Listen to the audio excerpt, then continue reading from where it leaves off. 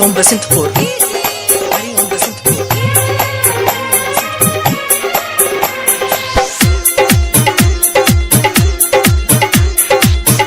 दर्द दिल की दवाई मिले न हर जाई, दर्द दिल की दवाई मिले न हर जाई। सुनाए हो सनम देके गई लुटू गम का अवलू तू हमके तड़ पाई। दर्द दिल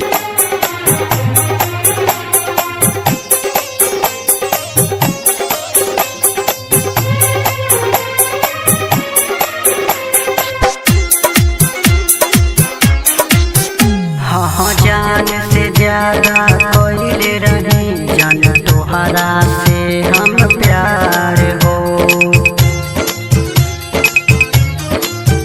हाँ जान से ज्यादा कोई रही, जान तोहरा से हम प्यार हो।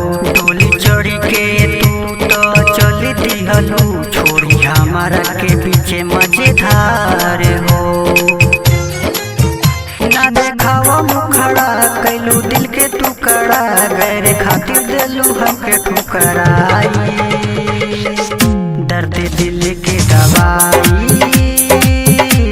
मिले न हर जाई, दर्द दिल के दवाई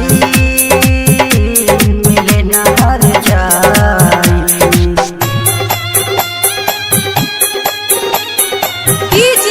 हरिओम बसंतपुर।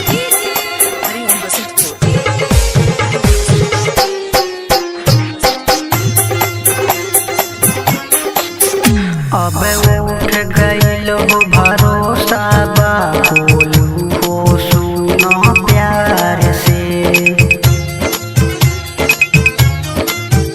अब उठ गइल हो भरोसा बा, बोलू हो सुनो प्यार से। बदनाम भइल सब आस के बाहर जाई के खिलवाड़ से।